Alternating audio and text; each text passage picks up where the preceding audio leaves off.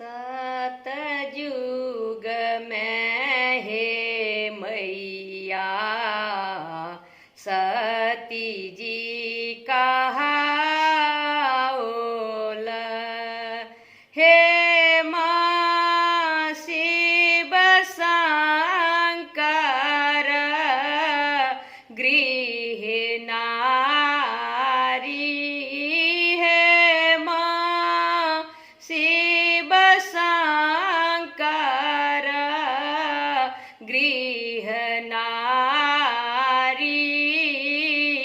दान बदल हे मैया आही मरबाओल।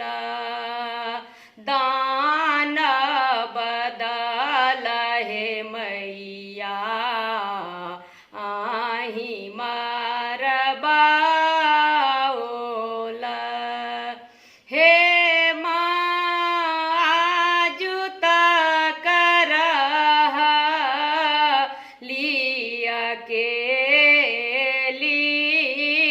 द्वापर में हे मैया द्रौपदी कहाओल। द्वापर में हे मैया द्रौपदी कहाओल। हे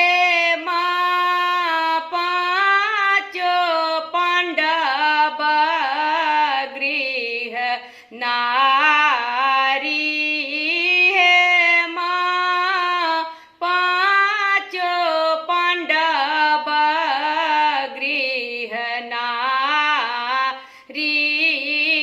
कौरव दल हे मैया आही मरबाओल। कौरव दल हे मैया आही मरबाओल। हे जुत करहलिया के ली त्रेता में हे मैया सीता जी कहाओल। त्रेता में हे मैया सीता जी कहाओल। हे